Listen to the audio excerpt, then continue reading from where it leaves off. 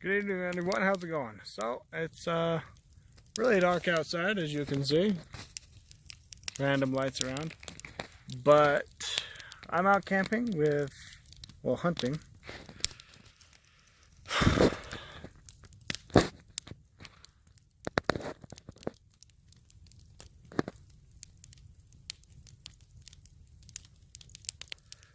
Good evening, everyone. Welcome back to more reading in The Richest Man in Babylon by George S. Clason. So tonight I am out hunting with my dad and my nephew. So it's kind of fun. I won't be able to upload this until I get back. And maybe I'll make a different video entirely when I get back. Continuing on with 7 Cures for a Lean Purse. We already talked about, of course, 10% of all you earn is yours to keep. Create a budget or a projection plan for your money. Third, invest your income. And fourth, when you invest your income, learn from those that have already mastered the area. Learn from masters of that area. The fifth and sixth lessons that he teaches is number 5, make of thy own home a profitable investment, which means, well, make of thy dwelling place a profitable investment. But that really means, what that really means is own your own home. And for many people, I've actually heard this from other people that I've learned from, is that many people run into this problem that they keep upgrading their homes according to the advice of banks to have a greater asset and that sort of thing. But it's not really so much an asset as it's really just the banks telling you to get into more debt so they can keep making money. That's really all they're doing. And so own your own home. Yeah, it's nice to have an apartment for a while, and maybe you have to have an apartment where you can, but it's better and it's more fulfilling to own your own home. I do know that I guess there are some situations where that's different, but wherever you live, make sure where you are living, you're doing a profitable investment out of it. Don't be going into debt or excessive spending on your home. Make sure that it's a place where you can feel at peace, you can feel empowered, and where your spouse will also feel empowered and joyful.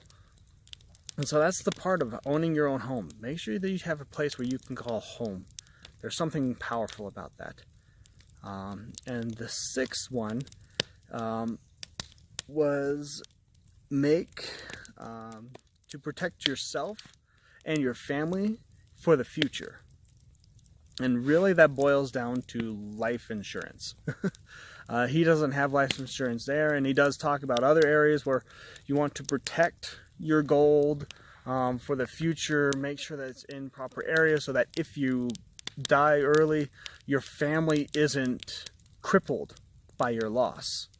Whatever you do, and no matter how successful you are, you need to make sure that when you die, you don't cripple your family. And so there's 2 parts to that I've learned and heard from. There's creating a will, which I haven't done, so I should probably speak with my wife, and we should actually look into creating a will this next month. I think that's something that we should be doing ourselves. I've known about that for a long time, but I feel like that's something that I really should do.